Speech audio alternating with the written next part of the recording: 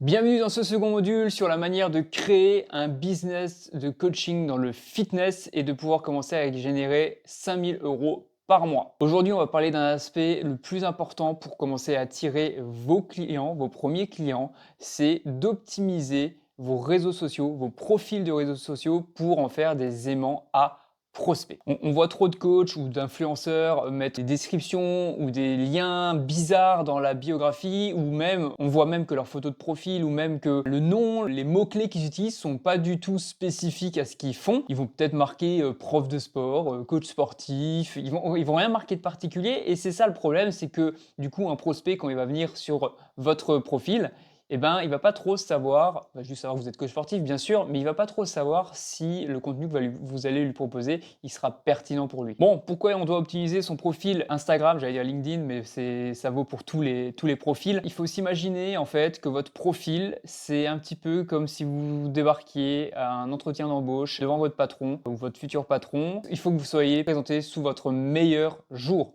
Donc vous n'allez pas venir décoiffé avec une vieille chemise qui a une tache, dans une position bizarre, les dents pas brossées, etc. L'effet que ça va donner votre patron, au recruteur en tout cas, c'est le mec est claqué, ne prend pas soin de lui, je vais pas l'embaucher. En fait, c'est la même chose sur les réseaux sociaux. Donc vous devez vous présenter sous votre meilleur jour, meilleure forme possible, et il faut que du coup cette photo, ou en tout cas tout ce que vous allez mettre sur votre profil, soit optimisé pour que ça soit attrayant aux yeux du prospect. Donc, tu l'as compris, ton profil sur les réseaux sociaux, c'est un peu comme ta carte de visite digitale. En quelques secondes à peine, votre prospect saura si il a besoin de vous suivre ou non. Il saura s'il a besoin de vous contacter, ou s'il a besoin simplement de suivre vos contenus, ou si simplement il doit partir de votre profil. Alors, un mauvais profil, c'est quoi? Ça va être déjà au niveau de la photo de profil. Si elle est de mauvaise qualité, c'est une photo avec plusieurs personnes, une photo où vous êtes en train de faire la fête, ça va pas le faire. Vous devez faire une photo qui représente ce que vous faites. Vous êtes coach sportif, alors vous allez faire de la musculation, ou en tout cas vous allez vous présenter sous une forme où vous êtes en train de faire du sport ou alors en train de coacher un client. Un autre point, c'est si votre bio n'est pas optimisée, ou carrément pire, qu'elle est absente, et vous n'avez rien marqué, vous avez juste marqué votre nom et votre prénom, ça va pas suffire.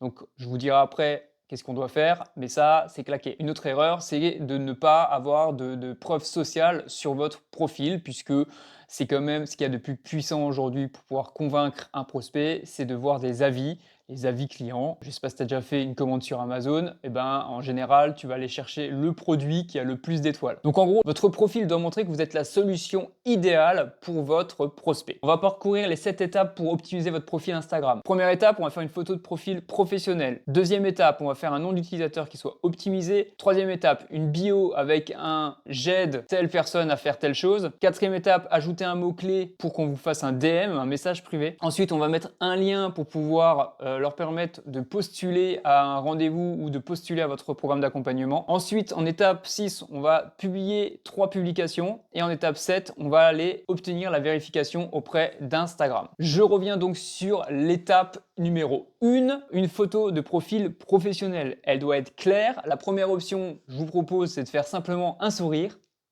Un sourire, si vraiment tu as un sourire claqué, t'as pas de chicot, tu peux même modifier ça et mettre des vraies dents à la place. Vous pouvez aussi montrer votre physique si c'est pertinent dans votre niche. Admettons que tu es une femme et que tu vas aider les femmes à avoir un bon boule, bah tu peux montrer clairement une photo de profil où on voit ton boule et on te voit limite de dos. Tu vois ce que je veux dire? Alors il y a un petit hack si vous voulez faire une photo de profil plutôt stylée, vous allez sur le site remove.bg, il me semble que c'est ça. Remove.bg, c'est remove background, ça te permet simplement d'enlever l'arrière-plan de ta photo, et ensuite tu peux le remplacer par des éléments un petit peu stylés et des couleurs. Deuxième étape, tu vas aller optimiser ton nom de profil. Donc il y a deux choses, il y a ton nom d'utilisateur et ensuite il y a un autre nom qui se trouve juste en dessous.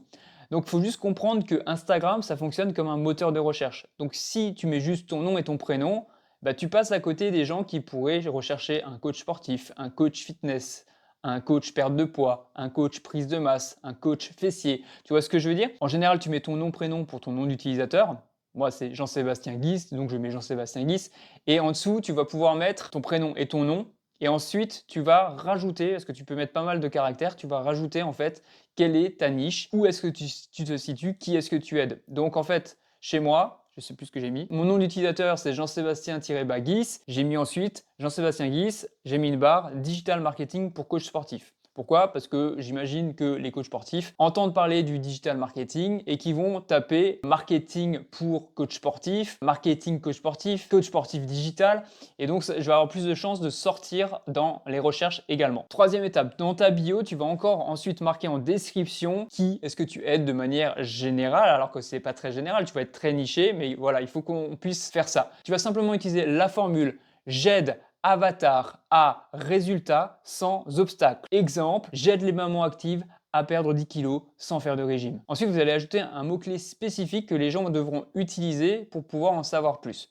Donc, vous allez mettre dans votre bio, commente le mot. Donc, par exemple, chez moi, c'est 5K parce que je propose de faire gagner 5000 euros par mois avec le coaching en ligne. Mais par exemple, pour de la perte de poids, essayez de mettre des mots-clés qui sont en lien avec l'objectif final. Donc, pour la perte de poids, vous pouvez marquer commente graisse ou commente boule pour le fessier, commente, je sais pas, abdos si tu veux faire prendre des abdos à un mec, commente masse, commente, enfin voilà, tu as compris l'idée. Commente le mot pour en savoir plus, pour pouvoir, pour que je puisse t'aider. Ok?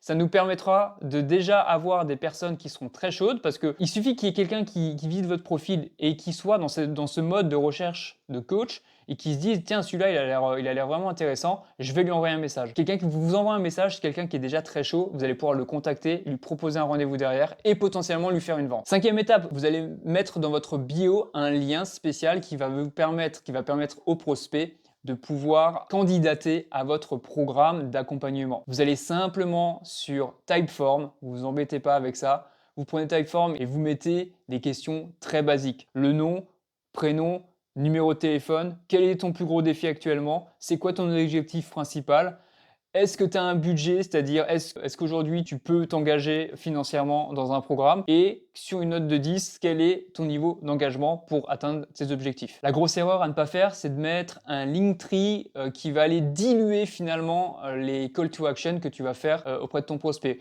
Il faut garder les choses très simples. Ensuite, quand vous allez commencer à créer du contenu, vous allez épingler 3 posts. Le premier, on va mettre un contenu d'avant-après. Donc soit c'est un avant-après qui vous concerne vous, ou alors c'est un avant-après qui concerne un client, mais mettez une social proof, une preuve sociale. Dans le post numéro 2, vous allez mettre quelque chose qui a à voir avec votre histoire personnelle. Pourquoi vous faites ça? Qu'est-ce que vous avez déjà accompli? Pourquoi en fait le prospect a tout intérêt à vous écouter? Tu peux dire par exemple pourquoi tu es coach, qu'est-ce qui t'a amené à devenir coach sportif, nutritionniste, coach prof de yoga, etc. Et sur le post numéro 3, vous allez clairement mettre quelle est votre offre de coaching, qui est-ce que vous accompagnez, pourquoi, comment, mais vous n'allez pas du tout mentionner le prix, ça on le garde pour l'appel de closing. Alors étape numéro 7, vous allez obtenir le badge de vérification Meta, c'est la petite icône qui apparaît à côté de votre nom d'utilisateur quand vous l'avez. Ça va vous permettre d'attester que vous êtes une vraie personne physique et ça aura aussi pour incidence d'augmenter vos conversions et d'augmenter également vos reach de posts. Ok, maintenant pour résumer ce que vous devez faire pour optimiser votre profil Instagram, c'est simple, il y a 7 étapes, vous allez mettre une photo de profil professionnelle. Vous allez faire un nom d'utilisateur qui soit optimisé. Vous allez mettre dans votre bio « J'aide telle personne à faire tel résultat sans obstacle ». Ensuite, vous choisissez un mot-clé pour qu'on puisse vous envoyer un message privé. Ensuite, vous créez votre Google Form ou votre Typeform pour que les personnes puissent vous contacter et vous donner des informations pour pouvoir postuler à votre programme d'accompagnement. Vous épinglez les 3 publications, preuve sociale, qui vous êtes et votre programme. Et ensuite, vous faites la vérification. Si cette vidéo vous a été utile, likez, commentez, abonnez-vous et je répondrai également à toutes les questions que vous verrez en commentaire. Dans le prochain module, je vais vous montrer comment vous allez pouvoir utiliser les applications dédiées pour que vous puissiez correctement suivre vos clients et comment vous allez pouvoir leur apporter un maximum de valeur, que ce soit en termes d'entraînement ou en termes de nutrition. Allez, à tout de suite, ciao!